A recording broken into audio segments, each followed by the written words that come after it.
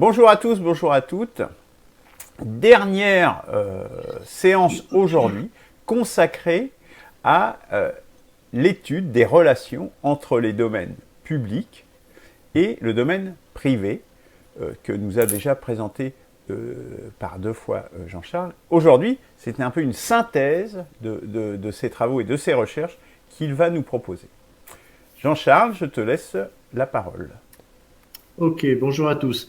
Écoute, donc pour faire cette synthèse, je crois qu'il est temps malgré tout de reprendre par le début, enfin de rappeler un petit peu les étapes et le parcours que nous avons emprunté. On fera une petite halte à l'endroit où je m'étais arrêté et on ira sur la synthèse provisoire, vous le verrez. Enfin les conclusions provisoires du parcours que je vous propose.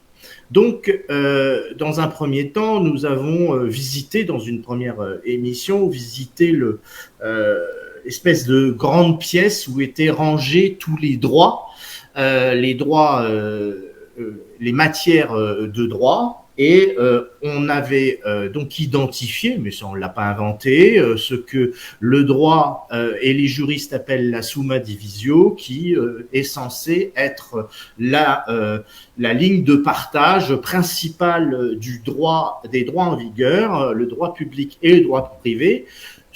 Et cette ligne de partage étant, prétextée au fait que le droit public, vu son statut et sa cible et ses préoccupations étant de régler des choses qui parlent d'intérêt commun, de bien commun, d'intérêt de la nation, etc., méritait un traitement particulier en tant que droit vis-à-vis d'un droit commun qui serait le droit privé.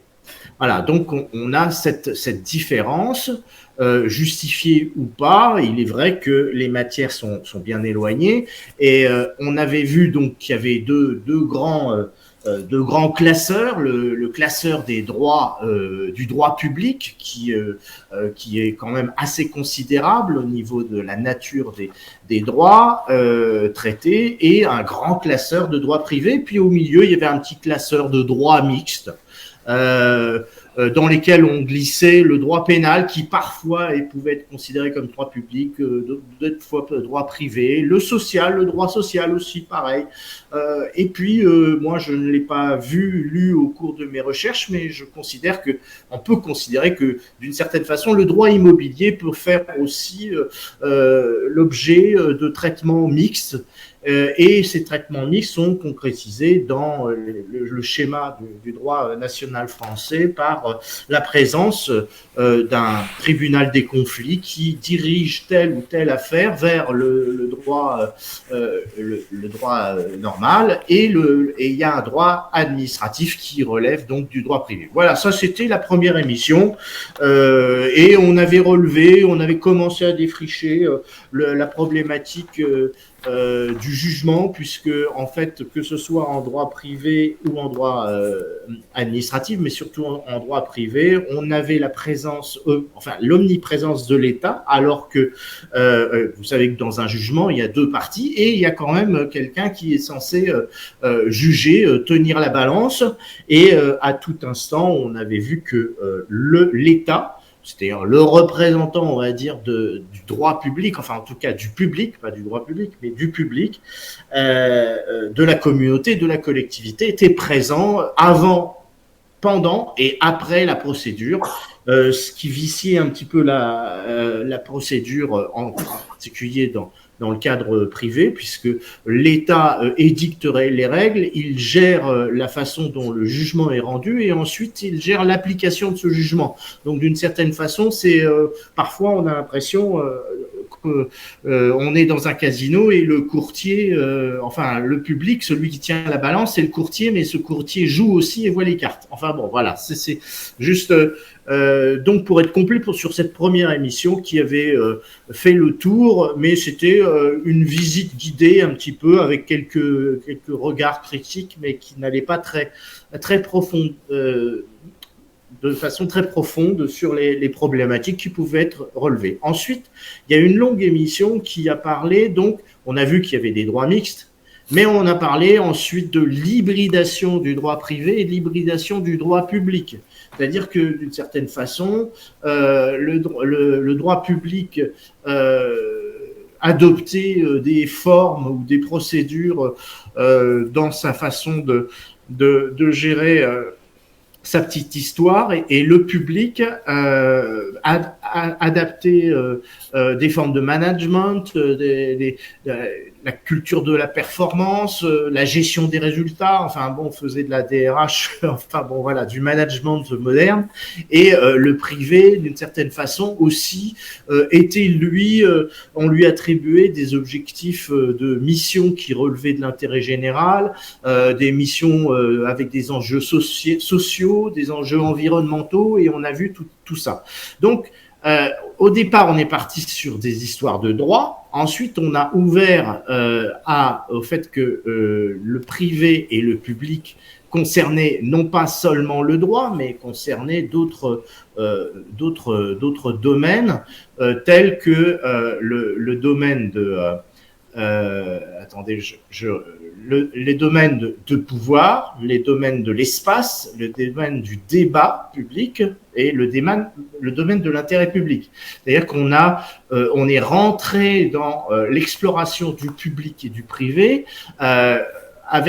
sur ces 4 axes, c'est-à-dire le pouvoir public face à la personne privée, l'espace public face au domicile privé, le débat public face à l'opinion privée, l'intérêt public face à l'intérêt privé. Donc on a exploré ces 4 axes et on a vu que au long de ces 4 axes, au-delà du simple sujet du droit, qu'il y avait des hybridations et même jusqu'à des inversions d'objets, d'intentions et de compétences entre le public et le privé. Je ne vais pas revenir sur le détail de cette émission qui était quand même assez longue, mais on voit quand même qu'il y a cette donc ces paradoxes les uns les autres, une espèce d'enchevêtrement parfois assez difficile à défricher, tellement les choses paraissent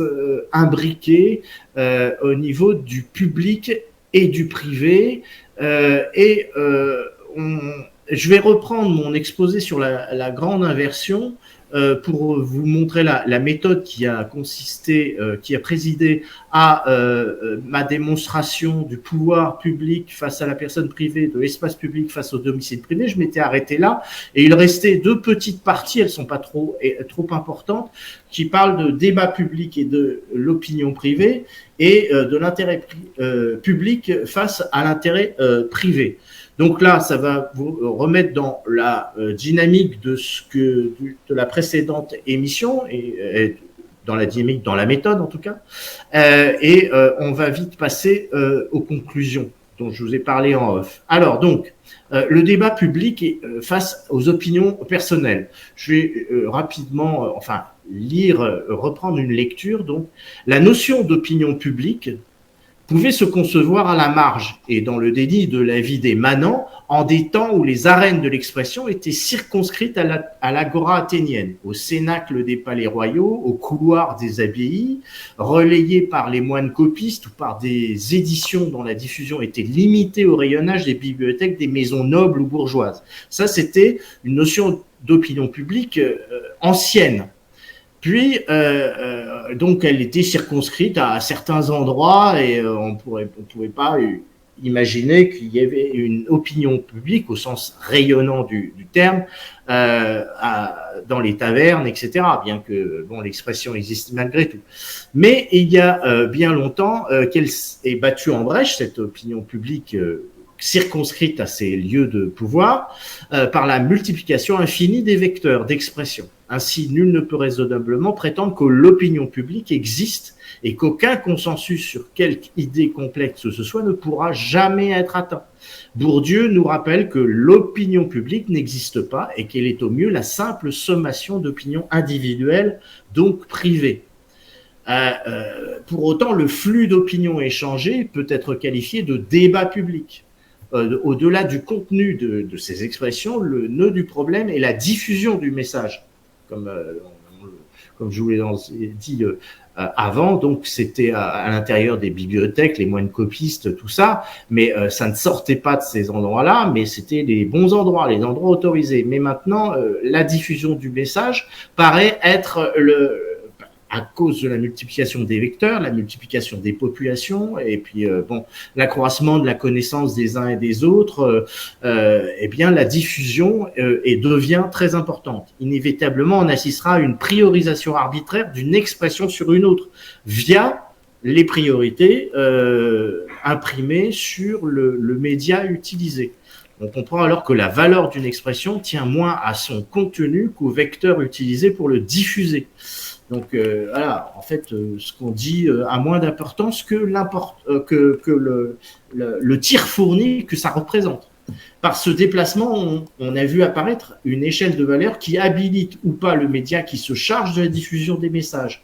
Les chaînes de télévision, les grands journaux, instituts de sondage, etc. Donc ça, c'est soi-disant donc cette espèce d'extension de l'expression publique.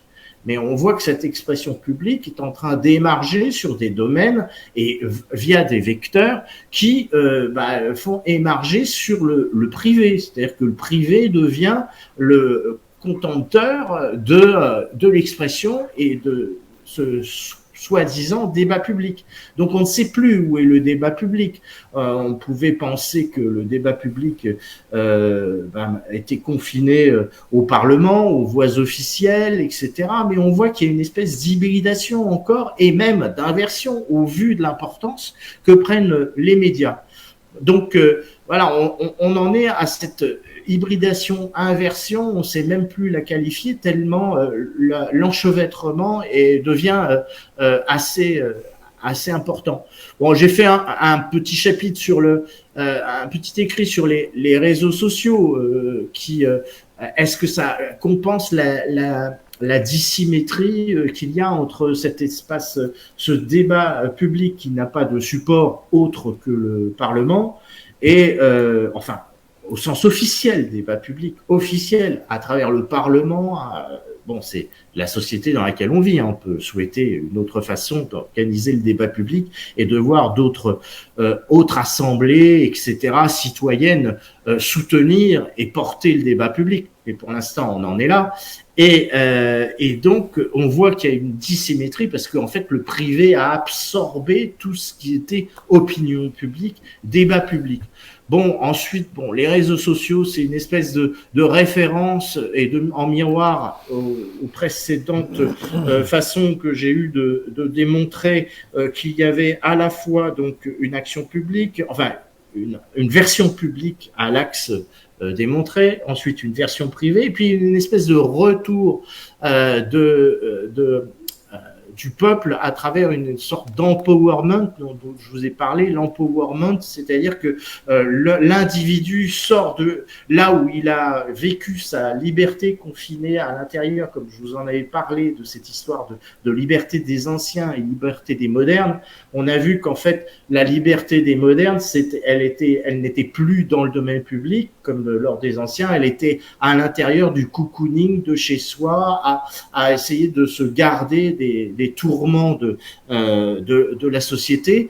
Et en fait, il y a une espèce de sortie de la volonté des revendications de liberté et d'agissement comme une espèce de mouvement avant. Donc la liberté, les gloires, l'initiative étaient concerner le public. Il y a eu une espèce de rétractation et on voit ici ou là ce qu'on a appelé l'empowerment dans ces exposés, qui est une espèce de sortie de réépanouissement de cette volonté. Et on peut imaginer que les réseaux sociaux procèdent du même mouvement, mais on voit très rapidement que ces réseaux sociaux, c'est plutôt des espèces de bouillonnement d'opinions individuelles qui n'arrivent pas à trouver la légitimité parce que c'est du domaine de l'émotion, ça ne se structure pas, c'est une espèce de faux empowerment, mais je vais passer tout cet écrit, mais disons que au final, ces réseaux sociaux qui sont cette espèce d'empowerment sur l'axe du débat public, débat privé, et est un événement qui compense à peine, qui fait en sorte que les gens sont peut-être un peu moins frustrés du fait que leur expression ne soit pas portée, mais ça ne résout pas les problèmes, et ça ne construit pas quelque chose de suffisamment solide pour vraiment compter sur les réseaux sociaux pour inverser la machine, la vapeur, pardon, je cherchais mon mot. Voilà, donc pour l'affaire du débat public et du débat privé et l'opinion privée. Pareil pour l'intérêt général et l'intérêt privé, la privatisation de l'intérêt public. L'intérêt public se limite, maintenant je change d'axe, l'intérêt public se limite désormais largement à une utopie domestique. L'État agissant comme le syndic d'une association de copropriétaires, il s'agit de gérer les dépenses du ménage, l'orthodoxie budgétaire, de faire croître les revenus, c'est l'impératif absolu de la croissance économique, assurer la sécurité et la vie de chaque membre, c'est la politique sécuritaire, y compris en matière sanitaire. La question des fins, du sens est escamotée, c'est-à-dire donc l'intérêt public maintenant la fin et le sens de cet intérêt est escamoté au profit de celle de moyens et laissé au bavardage de l'opinion. Les invocations de l'intérêt général se font plus rares et sans même l'intention de les concrétiser. Une sorte d'hypocrisie, il y a des croisements, on en a parlé sur les pouvoirs de corruption, etc. Si bien que l'intérêt public, lorsqu'on le voit émerger, on le voit comme un miracle, où on s'en souvient comme une belle époque, et on se souvient de quelques politiques et quelques personnes qui auront pris la parole et auprès desquels on aura senti cette préoccupation réelle de l'intérêt public, mais cette parole et cette franchise et cette sincérité se fait vraiment rare, et on est toujours en train d'essayer de lire entre les lignes derrière un discours de politique ou de quelqu'un qui voudrait prendre des décisions pour le public, à savoir quel est vraiment son intérêt. Et son intérêt, il est souvent reconnaissable dans la chose économique, dans la chose du pouvoir, dans la prise de contrôle, etc. Mais on n'est jamais face à une proposition de pure compassion pour que l'intérêt public, pour le bien commun. Voilà. Donc aussi, il y a une publicisation de l'intérêt privé. Donc, au regard de ces objectifs managériaux, la poursuite des intérêts privés devient l'intérêt public. Il est d'intérêt général que chacun parvienne à la prospérité matérielle et sanitaire, contribuant ainsi à la réussite de la grande entreprise nationale. C'est-à-dire qu'on ne conçoit donc la réussite qu'à travers la florès, la réussite donc des grandes entreprises, de l'économie, et en fait la Startup Nation n'est pas du tout exotique quand on y pense, puisqu'en définitive ça fait un moment qu'on voit la société de cette façon, une société qui doit sa réussite via les succès économiques. Donc, même s'il n'est pas à regretter que le bonheur privé des citoyens soit pris en charge par le public, c'est la moindre des choses, le problème tient dans le fait que le gouvernail soit aujourd'hui confié principalement au secteur privé. Car en définitive, c'est parce que les États ont des comptes à rendre à leurs créanciers privés et à leurs investisseurs privés qu'ils sont mobilisés dans cette dépendance à la sphère privée. Conséquemment, un autre problème plus alarmant tient dans le fait que l'intérêt public est devenu dépendant d'une sphère privée réduite à des intérêts particuliers et de fait minoritaires. Voilà. Bon. Voilà pour ce qu'il en est. Donc voilà, j'ai terminé donc la méthode qui était d'exploiter ces 4 axes, peut-être y en a-t-il d'autres à exploiter. Donc là, on a terminé donc sur l'opinion et l'expression et les intérêts généraux face aux intérêts privés. Donc on voit qu'il y a une espèce d'inversion, souvent au moins une hybridation, un enchevêtrement de ces axes. Voilà. Mais à la fin de tout ce petit voyage à travers ces hybridations, inversions telles que je les appelle, eh bien, on voit que bon, vous n'avez sans doute pas en tête toute l'émission précédente qui a duré un bon moment et qui fouillait les aspects de cette hybridation et cette inversion. Mais à la lecture de tout ça, on voit qu'en fait, il y a deux choses qui se passent. C'est que il y a deux diptyques qui voient que quand le public avance sur le terrain de la sécurité au détriment de les libertés. Et lorsque, dans cette inversion, hybridation, le privé avance, c'est en des termes économiques, au détriment du bien commun et du désintéressement.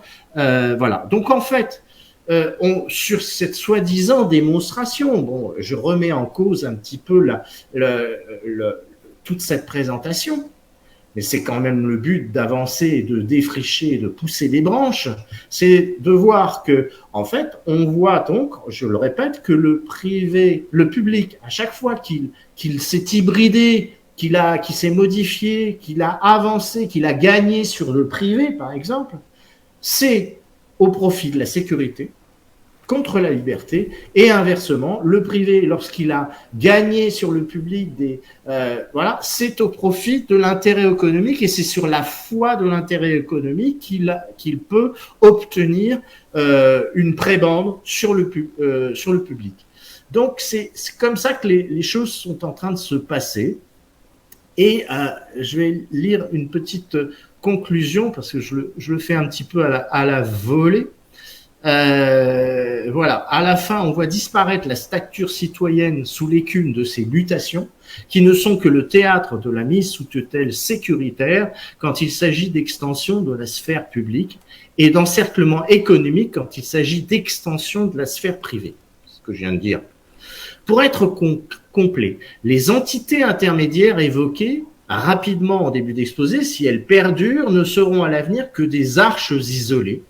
Oui, parce que j'ai parlé d'entités intermédiaires, c'est-à-dire que on parlait ces entités intermédiaires dont je ne vous ai pas reparlé. Bon, on voit les syndicats, ce qu'on appelle ou même l'Église, des choses qui ne sont ni publiques ni privées. Ces entités intermédiaires dont j'ai fait un petit chapitre, enfin un petit passage, si elles perdurent, ne seront à l'avenir que des arches isolées, sans rayonnement, dans ce chassé-croisé gigantesque entre la sphère publique et la sphère privée. Reste à comprendre le sens et l'écho de ce chassé-croisé historique. Le point de fuite de la publicisation du privé, c'est-à-dire le bout du bout, ça consiste en la publicisation de l'intime. C'est-à-dire que, à force de publiciser, de rendre public, en forme publique le privé, on va publiciser l'intime. À ce stade, la société totalitaire de contrôle absolu nous attend. Le point de fuite de la privatisation du public consiste en la prise de contrôle de la sphère privée sur l'État. À ce stade, la jungle et la loi du plus fort nous attendent. D'ailleurs, on est déjà un petit peu dans ce parfum-là, hein, avec le néolibéralisme, etc. Donc, gageons que nous assistons à l'avènement d'une société totalitaire sur laquelle régneront les puissants prédateurs de la jungle. C'est-à-dire, on a donc ce bout du bout. Et là, j'en étais là à la fin de cette écriture. Et depuis quelques jours, j'ai poursuivi mon investigation. Et là, je vais conclure. On voit donc que ce qui se passe, c'est que la Summa Divisio, parce que depuis que il y a tout cet exposé, on parle de public et de privé, mais il y a quelque chose qui n'a pas été dit ou suffisamment désigné, c'est que le privé, ce n'est pas seulement l'individu. D'ailleurs, pour argumenter, on parle souvent des entreprises. Et je considère, et il faut maintenant considérer que la summa divisio, qui est une espèce de grande séparation entre le public et le privé, qu'on arrête de se mentir, grosso modo, et de dire non, il y a une séparation entre le public et le privé, mais aussi il y a une troisième partie importante, c'est l'entreprise, qui a pris un tel rôle, une telle puissance, qu'on ne peut pas considérer que le droit puisse être séparé entre public et privé. D'ailleurs, lorsqu'on va sur un site internet pour s'inscrire pour n'importe quel sujet, que ce soit sur une administration publique ou une administration privée, on voit qu'il y a des administrations privées, eh bien, on vous demande tout de suite si vous êtes un particulier ou une entreprise. Ça veut bien dire, on ne vous demande pas si vous êtes un institut public. Hein, la question est de savoir si vous êtes un individu, un particulier ou une entreprise. Donc, on voit bien qu'il y a une espèce, dans la vie quotidienne, dans l'administration, dans les administrations publiques ou privées, les mutuelles ou ce que vous voulez, il y aura toujours cette séparation qui est faite. Et donc, il faut que le droit, que la conception même de la société qui se met sous cette considération de summa divisio, eh bien non, ce n'est plus une summa divisio bipartite, c'est une summa divisio tripartite. Et je pense qu'il va falloir quand même vraiment arriver à ça. Et une dernière petite chose que je voudrais dire, c'est que après avoir pensé cette nécessité de regarder la configuration publique-privée, mais de l'étendre à une tripartite, on peut imaginer qu'on a le public, les entreprises et l'individu, comme une espèce de truc de poupée russe, le plus petit rentre dans le moyen et le moyen rentre dans le grand. Bon. Et on se figure les choses de cette façon, comme une espèce de poupée russe, comme je viens de vous le dire. Et moi, je considérerais, et là, c'est là que je vais peut-être même vous poser la question, de regarder ces trois éléments comme une cellule. D'ailleurs, la cellule le noyau serait l'individu ou sa famille, le foyer, l'unité. Autour serait la membrane de la cellule qui est le public, qui est chargé de protéger des agressions ou des interactions ou de filtrer les interactions avec l'extérieur, qui est le monde de l'entreprise et la société organisée dans toute sa désorganisation, dans toute sa structure informe, etc.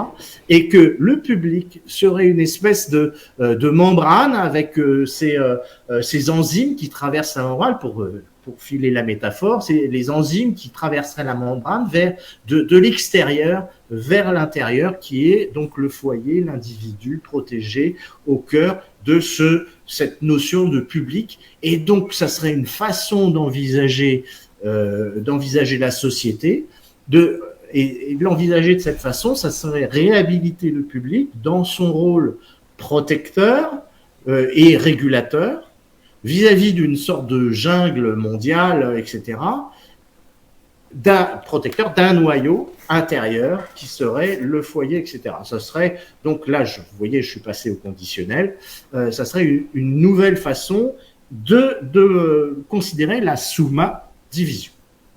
Voilà, j'en ai terminé avec cet exposé. Et vous voyez qu'il y a une espèce, il y a une espèce de parcours, et je ne dis pas que le parcours est terminé, c'est-à-dire que vraiment, on avance de proche en proche, en passant de cette espèce de grande pièce où il y avait des classeurs avec des droits différents, etc., avec les choses bien séparées, public-privé, et puis après avoir traversé une énorme friche, hybridation, inversion, etc., des rôles, etc., on arrive à peut-être un nouveau paysage. Voilà. Merci beaucoup Jean-Charles, c'est vraiment tout l'intérêt. Alors après, effectivement, on voit bien que nous sommes dans un cheminement, dans un travail de recherche, et qu'en fait, nous n'arrivons pas, bon, nous avons des opinions, des tropismes, etc., mais nous n'arrivons pas avec des opinions arrêtées, c'est-à-dire que nous sommes réellement dans le débat, dans la recherche et nous construisons au fur et à mesure. Et ça, je pense que c'est fondamental. C'est ça la dynamique et c'est ce qui, je dirais, différencie notamment nos travaux tout en étant dans une perspective de renouvellement, de prospective. Ce que tu proposes là, de cette division tripartite plutôt que la sous-division actuelle en deux parties, c'est très clairement quelque chose qui, d'un point de vue de la Constitution, est fondamental, puisque ça oriente non seulement le droit subséquent, mais y compris les institutions qui seront inscrites dans la Constitution. Donc pour moi, c'est tout à fait important. Et illustratif de notre méthode et de l'intérêt de ce que nous faisons. Christian, est-ce que tu veux réagir en premier ou est-ce que je poursuis? Comme tu veux. C'est toi le chef d'orchestre, donc tu envoies les violons et la grosse caisse. Et les musiciens. Cuivre, comme tu veux. Je ne paye pas les musiciens. Hein. On confirme. On confirme. Alors, deux, trois choses, effectivement. Donc, tu es revenu d'abord sur le débat public. Et là, ça fait écho, je dirais, justement, où tu montres bien que la valeur de la diffusion, plutôt que de qui émet et de la modalité du message, a pris le pas sur justement ce contenu du message et sur son émetteur. Donc c'est le média qui porte, qui est devenu important, et ce média est le plus souvent privé. Et dans le public, de toute façon, est tellement influencé et court à l'échalote derrière le privé qu'il lui ressemble à bien des égards. Et ça fait écho à des travaux que nous avons menés, notamment avec Christian, qui serait la mise en place d'un, nous, ce qu'on a appelé l'ILEP, l'Institut de libre expression politique, qui serait justement un organisme public, inscrit éventuellement dans la Constitution, comme ça a été fait dans la Constitution de l'INPE6R. Donc cet ILEP est décliné, hein, le texte que nous avons élaboré pour mettre en place cet institut, justement pour, je dirais, que le débat public soit réellement un débat public et qu'il ne soit pas biaisé par les intérêts privés tels que c'est le cas aujourd'hui. Donc c'est fondamental et on voit bien ici que c'est tout l'intérêt d'avoir une démarche vraiment constitutionnelle complète que de pouvoir adresser tous ces sujets, des sujets éminemment politiques, puisque c'est l'Institut de libre expression politique. Donc ça, je pense que c'est un élément tout à fait intéressant. Tu parlais des réseaux sociaux comme une capacité citoyenne de reprise de pouvoir, hein, pour ne pas employer l'anglicisme que tu as utilisé, et que c'était un petit peu faux et limité, etc. Ce qui est tout à fait vrai. Ça permet toutefois à des initiatives, je dirais, modestes, avec peu de moyens d'exister, ce qui n'était pas le cas auparavant. Hein. Il fallait facilement passer par des organisations plus ou moins structurées pour pouvoir, un tant soit peu, espérer exister en ce monde. Les réseaux sociaux permettent une exposition, après, exposition qui vaut ce qui vaut, hein, puisque justement il n'y a pas d'institution pour le débat. Luc, excuse-moi de t'interrompre. Est-ce que tu peux répéter la traduction que tu as faite de empowerment? Tu peux la répéter, s'il te plaît? Reprise de pouvoir. C'est ce qu'il a dit. Reprise, oui, de pouvoir par les citoyens. Voilà. Bon. Merci. Toutefois, donc là, c'est un premier bémol que j'apporterai. Puis un second, c'est que ces réseaux sociaux ont été aussi des moyens, et l'Internet, plus généralement, qui est aussi un réseau, qui a été un vecteur, justement, pour l'émergence des Gilets jaunes, notamment, avec cette date du 17 novembre, qui a circulé pendant des semaines et des semaines et des semaines avant le mouvement des Gilets jaunes, ça a été un moyen, justement, que les gens se rassemblent et manifestent ensemble. Ça, c'est vrai en France, mais c'est vrai également je dirais, pour le pass sanitaire, hein, toutes les manifestations qu'il y a eu, beaucoup de choses se sont passées au travers des réseaux sociaux, même si, à l'initiative d'organisations relativement modestes, notamment les Patriotes de Philippot, qui est une toute petite organisation, et pourtant a mobilisé des dizaines de milliers de personnes dans les rues. Mais également à l'international. Les mouvements, comme en Tunisie par exemple, doivent beaucoup, qui commencent à dater, mais bon, doivent beaucoup justement à des échanges, à des rendez-vous, ou ce qui s'est passé en Égypte, aux réseaux sociaux. Donc je pense quand même que ça change. Il y a quand même une relation directe et en dehors des organisations constituées qui est quand même tout à fait nouveau et tout à fait intéressante. Bon, voilà, c'est une petite parenthèse, je dirais, à ce sujet. Sur le point le plus important, je dirais, le point le plus important, c'est cette libération-inversion, avec effectivement la publicisation du privé, et je pense que c'est vraiment la chose tout à fait importante. Il n'y a plus d'espace privé, puisque, admettons, prendre l'exemple de la suppression de l'argent liquide, par exemple, ça veut dire que vous ne pouvez plus dépenser votre argent comme vous le souhaitez. Puisque on va pouvoir savoir à qui vous avez fait, avec quoi vous avez fait des transactions. C'est-à-dire que vous n'aurez plus aucune latitude de faire des choses de votre propre initiative en tant qu'individu. Vous serez forcément surveillable. Et ça, voilà, le totalitarisme, il est vraiment exactement là. Donc ça, c'est un exemple, mais parmi 1000 autres, je dirais.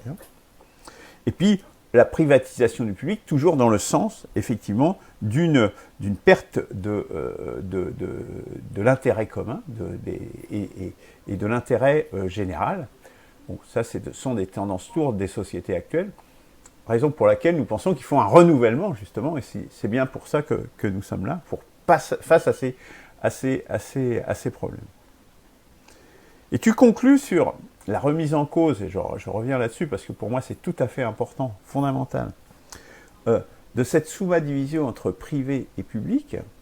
Et je suis tout à fait en accord avec ça. Il faut qu'il y ait des institutions et qu'il faut que ça apparaisse dans les constitutions, justement, avec des institutions spécifiques pour dire, bon, il y a le domaine du public, il y a le domaine du privé, mais il y a aussi le domaine de l'activité économique. Des entreprises, parce que quelque part, finalement, ça revient à des entreprises, qu'elles soient de droit privé ou de droit public. Moi, je préférais dans ce cas-là citoyen. Et c'est tout le sens, justement, c'est aussi les moyens de se dire, mais à partir d'une certaine taille, une société est-elle légitime à demeurer privée? Puisque, à partir d'une certaine taille, elle a un tel impact, tant sur les gens qui la composent, que vis-à-vis du reste de la société, que on peut se poser la question, et nous posons la question et nous y répondons par l'affirmative, elle ne devrait pas être administrée selon des seuls intérêts privés des actionnaires. C'est tout le problème que l'on a aujourd'hui avec le capitalisme, justement. Elle doit devenir administrée par les citoyens, ou par au moins des acteurs économiques.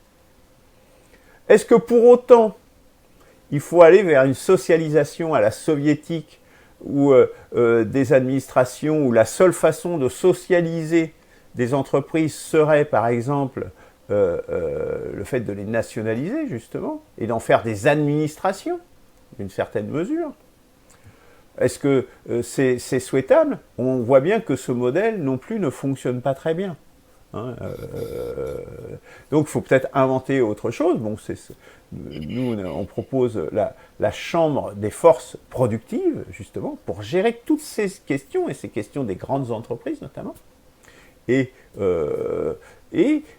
intégrer dans les institutions de la République, dans les champs qui la concernent, mais du coup ça devient une citoyennisation de l'activité économique, au moins en partie, sans que ça devienne pour autant une administration.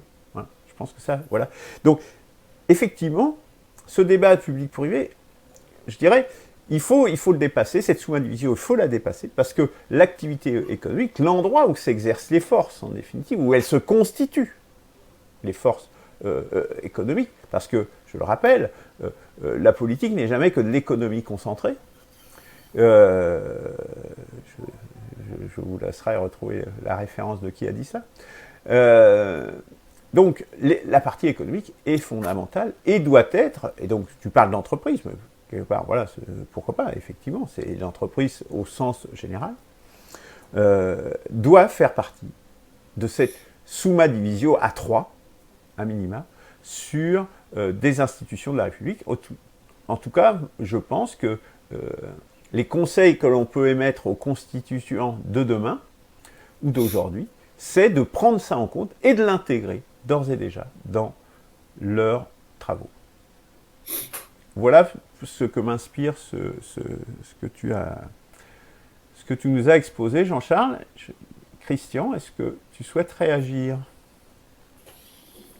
Oui, ben, je vais dire deux ou trois petites choses.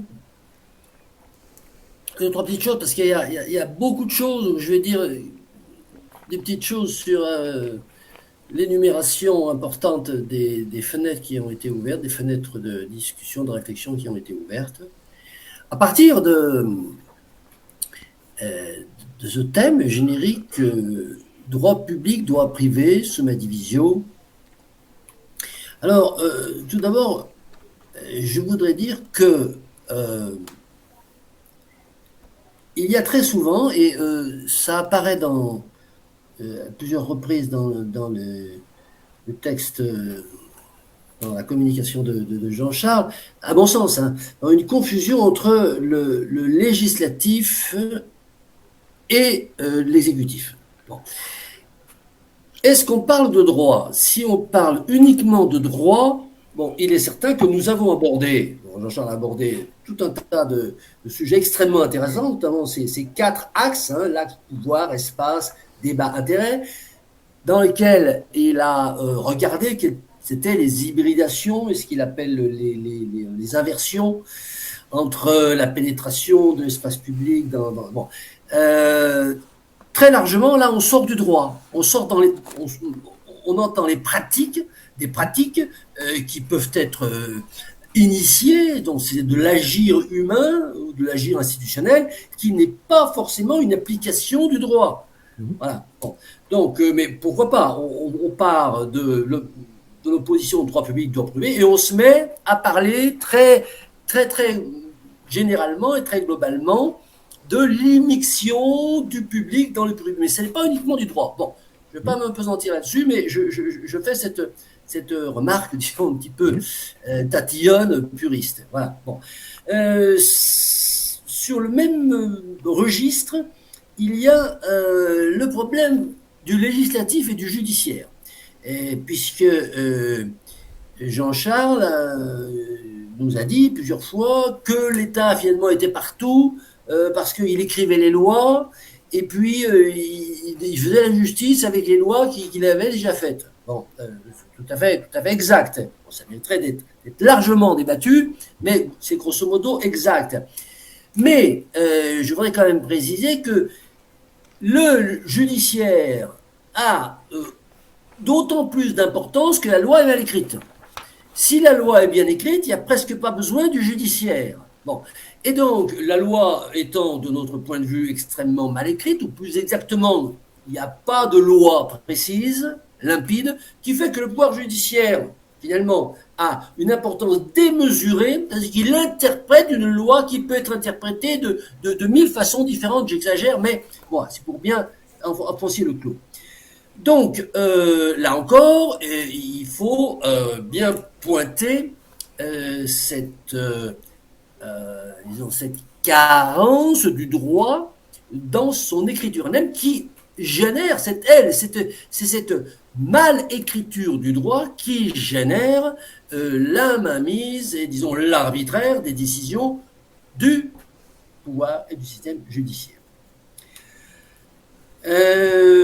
Alors, pour ce qui concerne les droits mixtes, hybridation du droit, bon. Là encore, enfin, comme je viens de le dire, pour moi, il s'agit d'une hybridation de pratique plus que de droit. Le droit, à mon avis, il ne peut pas être hybridé. Le droit, c'est du droit. On écrit une règle qui s'applique. Voilà. Bon. Lorsqu'il y a hybridation, c'est hybridation qu'on s'inspire des pratiques de telle sphère dans une sphère qui, disons, historiquement avait des pratiques différentes. Voilà. C'est ça que pointe Jean-Charles, et c'est extrêmement intéressant, notamment les 4 domaines: pouvoir, espace, débat et intérêt. Alors, Jean-Charles a surtout détaillé l'émission dans le débat du public-privé et l'émission dans la notion d'intérêt. Donc, je vais parler un petit peu de ça. Alors, donc il s'agit, encore une fois, plutôt de regarder l'émission de la sphère publique dans la sphère privée plutôt que l'émission du droit public dans le droit privé. C'est les 2 sphères qui rentrent l'une dans l'autre. Mais il me semble que le mot public et le mot privé ne reflètent pas très exactement ce qui se passe. Et moi, je préférerais, au lieu d'opposer public-privé, d'opposer citoyen et État. Parce que public, on ne sait pas trop ce que c'est que le public. Hein. Bon, et le privé, qu'est-ce que c'est le privé? Est-ce que c'est l'individu? Bon, si on dit citoyen, là on comprend bien, c'est l'individu, et l'État, eh ben, c'est la machine éthique. Et voilà, là, c'est l'émission des intérêts, c'est-à-dire d'un droit qui serait le droit de la personne. Alors, on va arriver sur les entreprises. Hein. Dans le droit qui est le droit de l'État, le droit de faire un certain nombre de choses, et ça s'oppose au droit de l'individu à faire un certain nombre de choses. Alors, pour ce qui concerne le débat, émission du débat privé dans le débat public, la conclusion de Jean-Charles, c'est le débat privé qui a pris le pas sur le débat public. Et il dit, qu'est-ce que c'est que l'opinion publique? L'opinion publique, elle n'existe pas. Par le privé, le débat par le privé. Enfin, voilà, c'est pas le débat privé en soi. Hein. D'accord. Qu'est-ce que l'opinion publique? Il dit, ça n'existe pas, puisque l'opinion publique, en fait, elle est véhiculée par les médias. Les médias sont du privé. Alors là, objection tout à l'heure. Les médias sont du privé. Le privé, et c'est là que ça reboucle, le privé, en fait, c'est l'État. Parce que l'État est à la main et il y a un groupe, disons, une élite économique et financière qui possède des grandes entreprises et qui a fabriqué l'État que nous connaissons aujourd'hui. Bon, donc l'État, les médias qui véhiculent soi-disant l'opinion publique, effectivement, je suis d'accord avec toi, ils véhiculent une opinion qui convient à ce que veut faire passer l'État. Donc, ce n'est pas les médias privés qui gèrent l'opinion publique, c'est l'État qui gère l'opinion publique. Voilà. Bon. Alors, bien sûr, là intervient l'ILEP. L'ILEP, c'est justement l'outil pour contrer cette chose-là. On ne va pas revenir là-dessus. Les réseaux sociaux compensent-ils le monopole de la diffusion par le faux privé, c'est-à-dire par en fait les oligarques qui sont au pouvoir? Les réseaux sociaux, alors à un moment tu as dit quelque chose comme que je ne peux pas laisser passer, les réseaux sociaux ils n'ont pas de légitimité. Pourquoi ils n'ont pas de légitimité? Les maisons, tu as dit, les réseaux sociaux sont à la recherche de leur légitimité et puis ils sont pas, ça sert à rien, ils sont pas de pouvoir. Bon. Alors heureusement que Luc a rectifié un petit peu, ils ont quand même fait les révolutions arabes, ils ont fait les gilets jaunes avec le 17 novembre, etc. Bon, donc les réseaux sociaux, légitimité, c'est pas une question de légitimité, tout le monde a sa légitimité. Donc, voilà. Les réseaux sociaux, ils sont aussi légitimes que n'importe qui. On ne peut pas laisser passer une chose comme ça. Et puis, ils ont le pouvoir de faire un certain nombre de choses. Et heureusement qu'il y a ce petit pouvoir. Donc, le privé a absorbé les débats publics. Je résume. Non, l'État, par l'intermédiaire d'outils qui ne sont pas privés, mais qui sont au service de l'État, effectivement, manipule le débat public. Et alors, la reprise du pouvoir par les citoyens, oui, empowerment, les réseaux sociaux, ils font ce qu'ils peuvent. Voilà. Alors maintenant, pour ce qui concerne l'opposition intérêt public, intérêt privé. là, j'ai trouvé, bon, c'est très intéressant que tu ouvres cette boîte de Pandore, mais je n'ai pas trouvé très clair. Bon, l'intérêt public, il a un nom, ça s'appelle l'intérêt général. Là, ils ont trouvé ça, l'intérêt général. Bon, l'intérêt général, il est présent. Sur l'intérêt public, on le trouve nulle part. Hein. L'intérêt général, oui, il est présent. L'intérêt général, c'est d'ailleurs, il fonde tout le droit public, l'intérêt général. Les décrets ou les lois, toutes les règles coercitives qui sont sous le sceau de l'intérêt public, c'est enfin, disons, droit public, pardon. Le droit public, il est sous l'égide de l'intérêt général. Les décisions qui font partie, les articles de loi au niveau de la Constitution, au niveau des codes juridiques qui font partie de ce qu'on appelle le droit public, ils existent parce que le rédacteur a dit « j'écris ça parce que ça va dans l'intérêt général », dans le sens de l'intérêt général. Donc, il faut parler de l'intérêt général, pas de l'intérêt public. Alors, en quoi est-ce que l'intérêt général... C'est des synonymes, c'est un synonyme, intérêt public, intérêt général. C'est pour ça que, dès le départ, j'ai dit cette opposition publique-privée me paraît pas assez signifiante, eu égard à l'importance, effectivement, du débat qui est lourd.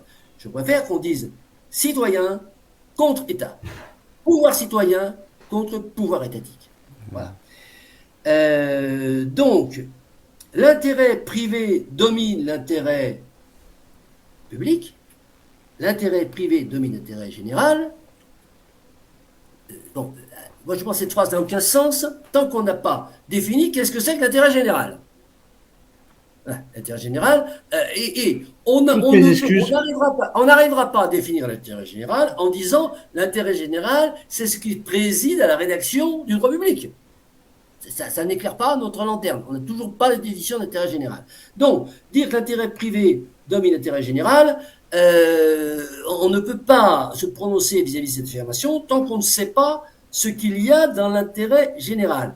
Et l'intérêt privé, si on considère que c'est l'intérêt de l'individu, du citoyen, le citoyen n'ayant aucun pouvoir, il est forcément dominé par le pouvoir de l'État qui a un pouvoir extrêmement supérieur. Si on considère par contre que l'intérêt privé, c'est celui, comme tu l'as sous-entendu à plusieurs reprises, celui des grandes entreprises ou des grands oligarques, bah, c'est pas l'idée, mais c'est lui qui dicte l'intérêt général.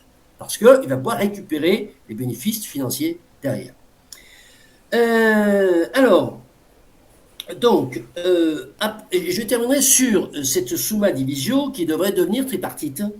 C'est-à-dire qu'il y a le public, il y a le privé, il y a l'entreprise. Bon, alors moi je traduis, il y a le citoyen, il y a l'État et il y a la personne morale. Bon. Alors, avant juste de terminer là-dessus, je voudrais dire que cette summa division tripartite, elle peut être divisée en 74 parties. Parce que je vous rappelle qu'il y a 74 codes juridiques qui définissent des espaces législatifs distincts. Hein, bon, voilà. Bon. Donc, il y a effectivement, alors, dans ce que tu as appelé public, on va avoir le code des collectivités territoriales, etc., le code électoral, des trucs comme ça. Dans le privé, on a le code pénal, le code civil. Dans le code d'entreprise, on a le code des sociétés. Bon. Mais derrière, il y a encore une 70 codes juridiques. Donc, j'ai déjà indiqué que je ne retenais pas, disons d'un point de vue strictement de la vision juridique, cette summa divisio public-privé. Donc, je ne retiens pas plus une summa divisio tripartite, plus que je la retiendrais si on disait qu'il y avait 74 subdivisions au droit. Mais je voudrais dire une chose, c'est que ce qu'on appelle l'entreprise, en fait, c'est une personne. Si on prend l'opposition générique État-citoyen, individu-État, bon, personne, la personne et l'État. Bon. L'entreprise, c'est une personne morale. Il y a la personne physique et la personne morale. Il y a une division artificielle, enfin, une distinction artificielle entre personne physique et personne morale. Et je vous rappelle que la personne morale, c'est une invention très récente Ça a 170 ans, c'est né avec la société industrielle, avec le capitalisme. C'est le capitalisme qui a inventé, puisque vous connaissez ma théorie sur laquelle le capitalisme, c'est rien d'autre qu'une construction juridique complexe. Et dans cette construction juridique, on sait qu'il y a l'invention extraordinaire, c'est sans doute la plus belle invention du capitalisme, de la personne morale. Quesaco, personne morale. Bon. Alors, parmi les solutions que vous avez évoquées, Jean-Charles et puis Luc, avec donc Luc donc sa constitution et Jean-Charles ses idées, je dirais que de mon côté, le projet que je porte, il abolit les personnes morales. Donc, il n'y a plus de problème. L'entreprise, c'est l'individu agissant. Chaque individu est entreprise. Et je vous rappelle que sans la personne morale, il n'y a pas de capitalisme, il n'y a pas de croissance. Terminé. Il n'y a pas de révolution industrielle, il n'y a pas de société industrielle, il n'y a pas de développement de tout ce qu'on a vu se développer depuis 1815 s'il n'y a pas la personne morale.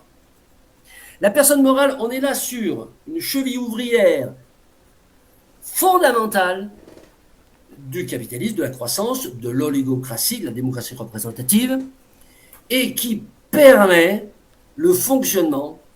Donc, bien entendu que il y a un droit, mais oui, il y a un droit de la personne morale, il y a un droit de l'entreprise qui est extrêmement intelligent d'ailleurs, intelligent dans le sens Machiavel pour arriver à ses fins, pour arriver à faire du profit, parce que de toute façon, le seul objectif de l'individu, aujourd'hui, le seul objectif de l'agir humain, que ce soit par le biais de l'entité étatique, que ce soit par le biais de la personne morale, de la personne physique, c'est le profit. S'il n'y a pas de profit, il n'y a pas d'agir.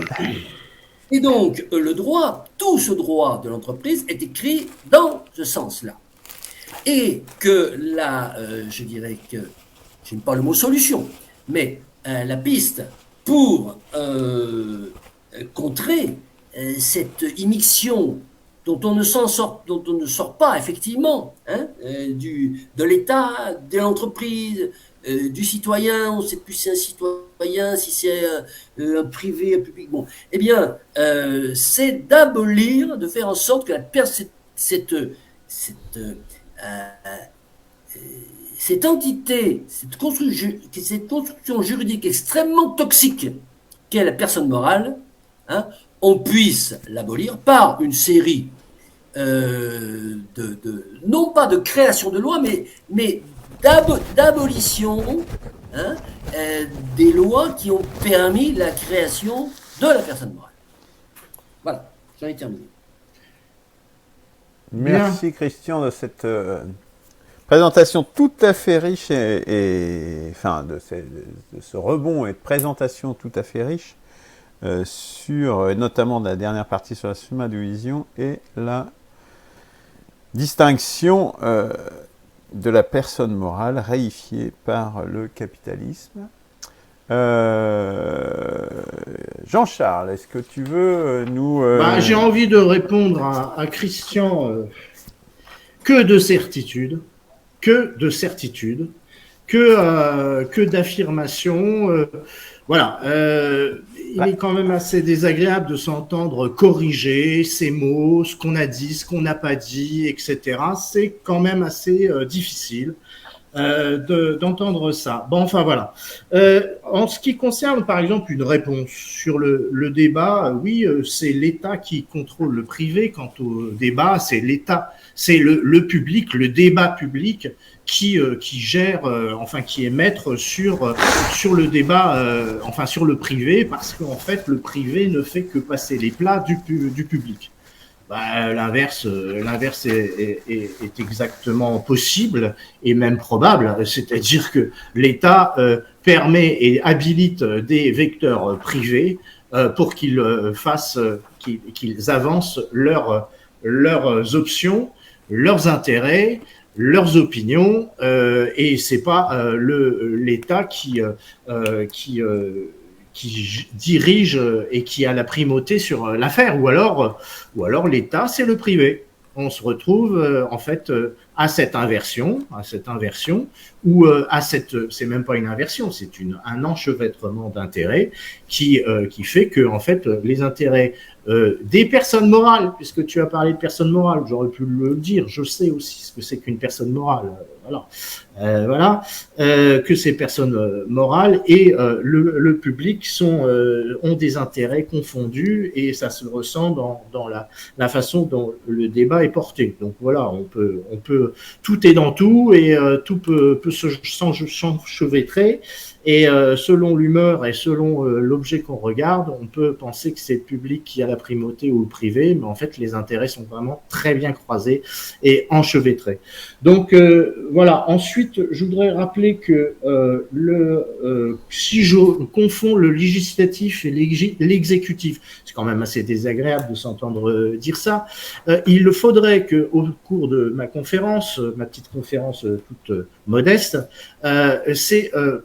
c'est un millefeuille infernal que de parler de public, de privé, de droit public, de droit privé, d'espace, d'opinion. C'est un millefeuille infernal. Il faudrait un livre de philosophie, de sociologie très nourri, bien compartimenté pour pouvoir prétendre faire à chaque sujet la nuance, etc., entre, par exemple, là, le législatif et l'exécutif. Voilà, c'est... alors, je voudrais aussi dire qu'au cours de ma première intervention, donc la première émission sur ce sujet, Christian, tu m'as dit que je ne parlais que de droit et qu'il fallait peut-être aussi parler du public et du privé. Et ensuite, l'émission d'après, tu m'as dit, ah oui, mais tu parles de public et de privé, il aurait fallu parler de droit. Et là, tu repars sur le fait qu'il aurait fallu plus que je parle de droit, ou voilà, je ne sais pas ce que tu veux, mais bon, à la limite, je fais la conférence comme je peux la faire. Voilà. Ensuite, voilà, je voulais répondre à Luc sur l'Institut de libre expression. Il y a quand même aussi des associations qui s'appellent l'association des libres penseurs, qui sont pas forcément toujours dans le même sens, mais enfin, disons qu'il y a des espèces d'instituts, des tentatives de ce même genre. On peut les trouver. Qu'est-ce que j'avais mis? Ah oui, les réseaux sociaux. Vous dites que effectivement les réseaux sociaux ont joué un rôle. Je vous l'accorde, il y a pas de souci. Mais on peut aussi considérer que ces réseaux sociaux sont autorisés parce qu'ils représentent une certaine soupape imposée par l'État et les personnes qui prennent de plus en plus le pouvoir, c'est-à-dire les oligarchies qui sont donc les représentants des personnes morales, etc., qui font que il y a un totalitarisme, comme à la fin de ma petite démonstration, un totalitarisme qui avance, et il faut peut-être laisser des soupapes. Ensuite, oui, effectivement, toute expression est légitime, même sur les réseaux sociaux, et nous sommes là pour en témoigner. Nous exprimons et nous considérons que si nous parlons, c'est que nous sommes légitimes à le dire, même si nous ne représentons rien aux yeux des uns et des autres. Mais disons que souvent dans les réseaux sociaux, j'ai parlé à un moment donné, il y a la notion de ressentiment, d'émotionnel, d'expression non organisée, etc., qui font que ça entame la rationalité. On va essayer de rentrer dans le détail de cette affaire, de la rationalité de cette expression. Mais évidemment que cette espèce d'intelligence collective qui est revendiquée sur les réseaux sociaux a une espèce de forme concrète quelque part et représente effectivement une opinion. Mais ces opinions partent souvent dans tous les sens et il y a elles peuvent être blanches, noires, etc. Ça peut partir dans tous les sens et au bout du compte, on arrive à quelque chose. On est là en train de chercher le vecteur principal qui va le plus loin possible dans une direction pour se dire là il y a quand même une idée qui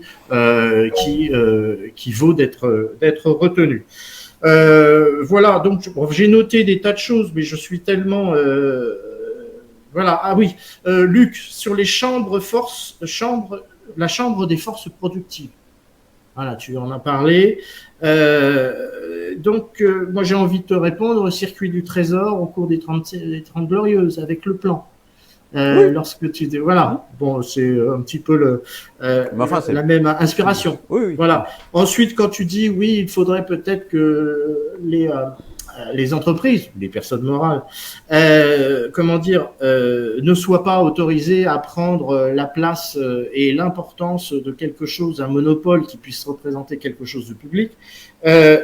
Donc il y a les lois antitrust qu'on connaît et qui sont d'ailleurs même en vigueur d'une certaine façon, mais de moins en moins au sein de la Commission européenne, la fusion Siemens, Alstom, etc.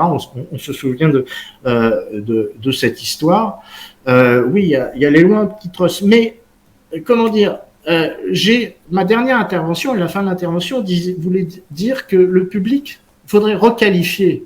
Christian dit il faut qualifier l'intérêt général et donc il me demande donc de réécrire un bouquin à ce sujet. Bon, mais écoute, il faut tout simplement peut-être considérer le rôle du public. Comme je l'ai dit, le public pourrait être une espèce de membrane. Je reprends ma métaphore, la membrane de la cellule qui protège. Et à ce moment-là, le fait qu'une société puisse prendre une espèce de monopole sur une activité ne voudrait pas dire qu'elle puisse être associée à un service public. C'est pas parce qu'elle aurait le monopole sur une activité qu'elle jouerait ce rôle de protecteur de la cellule individuelle et du foyer vis-à-vis de la jungle de la grande société au sens large et au sens des grands espaces.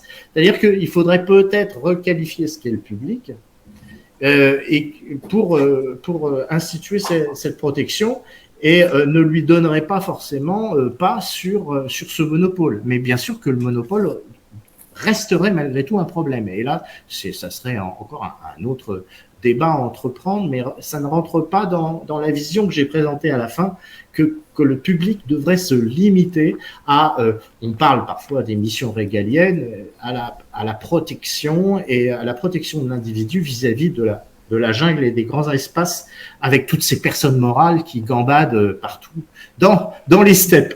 Voilà. Voilà, j'ai des tas de choses, mais je ne sais pas suffisamment bien prendre de notes pour pouvoir répondre à toutes ces corrections professorales que j'ai subies. Voilà. Merci Jean-Charles. Peut-être pour aller un petit peu plus loin dans ce débat, je crois qu'on touche, dans ce qu'a dit Christian, on touche au fond là, et ça fait écho à ce qu'on a discuté un petit peu avant cette émission entre nous, sur le fait de savoir s'il faut plus de texte ou s'il faut moins de texte. La tendance de Christian, générale, globale, c'est il veut plus de texte. Plus de texte, nous dit-il, au sens qualitatif, pas forcément quantitatif. Je crains que ça soit difficile de faire l'un sans l'autre. Bon, nous aurons un débat sur ça. Mais je dirais que la tendance générale est à renforcer le texte, on va le dire de cette façon-là. Que le texte soit fort, soit vraiment dominant, de telle sorte qu'on puisse se passer du pouvoir judiciaire, hein, il le dit lui-même. Pouvoir automatiser la justice. Ça, c'est une première tendance pour renouveler la Constitution, pour renouveler la société. Et puis, il y a une autre voie, c'est plutôt la voie que je préconiserais, c'est peut-être d'aller vers moins de textes, justement. Peut-être des textes plus fondamentaux, plus fondateurs, plus... On a eu des débats sur le droit naturel, notamment, qui sont tout à fait de cette nature-là, où on formalise un certain nombre de principes. Et puis, en fait, les textes, ils sont là, ils encadrent parce qu'ils sont nécessaires pour préciser un certain nombre de choses, mais ce sont, au-delà de ces textes fondamentaux, ce sont juste la limite de ce qui est nécessaire d'exprimer. Et après, la vie, la dynamique se déroule. Et là, on fait un pont, je dirais, avec la spiritualité aussi, puisque c'est tout à fait, et c'était ce qu'on discutait d'ailleurs avec précédemment, faut-il aller vers du texte, c'est-à-dire cet accord du livre, des religions du livre, avec le livre de la loi. Parce que c'est là, en définitive, le point de rencontre entre les philosophes qui veulent, qui ont écrit les lois, les constitutions, le droit, et les théologiens et les religions. Ils s'accordent sur le livre, sur le texte. Eh bien, ne faut-il pas, et c'est là où on voit toute la puissance de la spiritualité, en définitive, hein, qui est bien souvent ignorée, de dire, mais est-ce que c'est le bon chemin? Est-ce que c'est dans cette direction-là qu'on veut aller? Ou au contraire? Et d'autant plus avec les moyens technologiques que nous avons aujourd'hui. Le texte est certes nécessaire, mais faudrait-il pas s'en abstraire pour revenir, pour réinventer, pour réactualiser, pour renouveler peut-être ce qui relevait de la tradition vivante, orale, de bien des sociétés. Bon, je me suis peut-être un petit peu écarté, ou peut-être j'ai peut-être creusé au fond, le fond du truc et de notre discussion. Bon, j'aurais d'autres choses à dire, mais bon, c'est pas, je pense, sortira encore plus du cadre, enfin, où je reviendrai dans le cadre, mais c'est pas rien de fondamental. Christian, tu veux, puis après Jean-Charles pour une conclusion. Très rapidement, c'est simplement pour ouvrir. Alors, j'avais noté trois choses, trois points qui me semblait nécessaire d'ajouter dans le cadre de la réflexion sur la personne morale, c'est les associations. Les associations, par exemple en France, il y a 2 millions d'associations, mais il y en a que 5% qui comptent vraiment. Il faut savoir qu'en France, par exemple, les associations, c'est 50 milliards. Alors, les associations sont subventionnées, sont financées 99% par l'État. Bon. Donc, les associations sont un relais, disons, un alibi citoyen, voilà. Mais c'est financé par l'État, c'est 50 milliards, hein, c'est-à-dire 8 fois le budget de la justice. Voilà. Bon, un débat sur les associations, ça fait partie des personnes morales, il y a un droit d'association, mais ça c'est l'État en direct. Deuxièmement, pour préciser, pour aller plus loin dans cette affaire d'entreprise, qui sont en fait des émanations de l'État, ou l'État qui est une émanation d'entreprise, c'est plutôt ça. L'État est plutôt une émanation des entreprises, et les hommes politiques sont des VRP, comme il y a le directeur commercial, le directeur des ressources humaines, et puis il y a l'homme politique. Voilà. Et c'est ça qui fait l'État. Eh bien, je voudrais citer, et on en parlera peut-être si vous souhaitez, le RECM, le répertoire des entreprises contrôlées majoritairement par l'État. Il y a 1800 entreprises.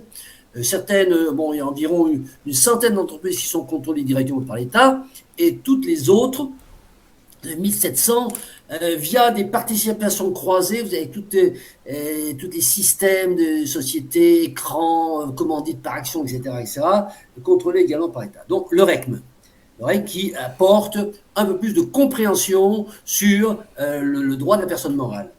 Et puis, alors, concernant les nationalisations, parce que c'est de ça dont vous avez parlé, à partir d'un certain niveau, une entreprise, il faut qu'elle tombe le masque, hein, et voilà, est-ce qu'il faut qu'elle devienne... ça pose la question, alors, la réponse est oui, s'il y a un pouvoir citoyen, bien entendu. Si on nationalise une entreprise... qui est dans un système capitaliste, les capitalistes qui sont au pouvoir, tout ça, voilà, c'est un habillage. Bon, si un pouvoir citoyen, bien sûr que oui. L'arme de la nationalisation, c'est l'arme du pouvoir citoyen. Dès qu'une entreprise est possible, s'il y a des entreprises dans notre système à nous, bon, il n'y a pas d'entreprise, il y a que des individus agissants. Bien. Et puis, ça pose, en fait, la question du service public. Qu'est-ce que c'est qu'un service public?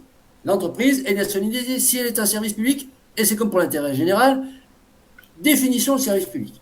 Et puis, bon, très rapidement, pour répondre à Luc sur plus de textes, moins de textes. Non, bien entendu, je suis pour moins de textes, mais des textes plus rigoureux. Donc, des textes plus précis, plus cohérents, et moins de textes. Oui. Alors, bon. Et puis on s'arrête là, mais c'est bien. Et puis, alors, le livre religieux, qui devient un livre de la loi? Ah oui, là aussi. Et grand débat. Hein, grand débat. Est-ce que les évangiles, c'est grosso modo ce qui est. Est-ce que la Constitution, c'est grosso modo une traduction des évangiles?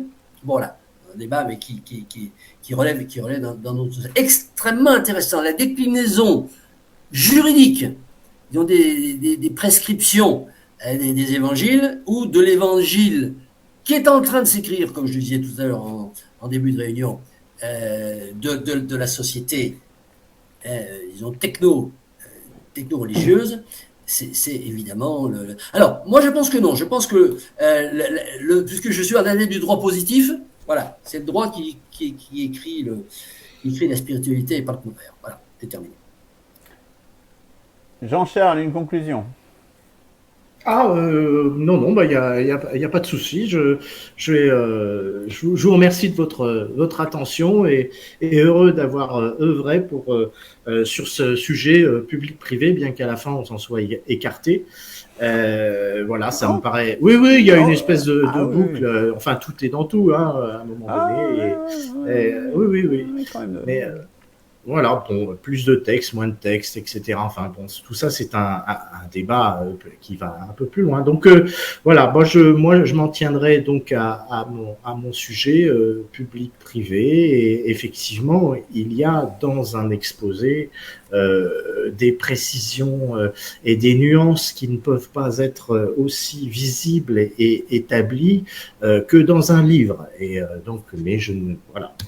Donc c'est quand même toujours difficile d'avoir la rigueur à tous les étages et de porter à chaque mot avec soi la définition, sa définition exacte, etc.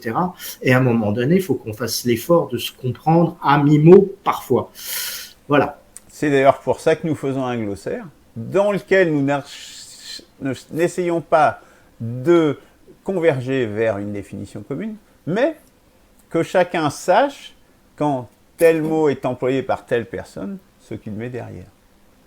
Merci à tous, à bientôt.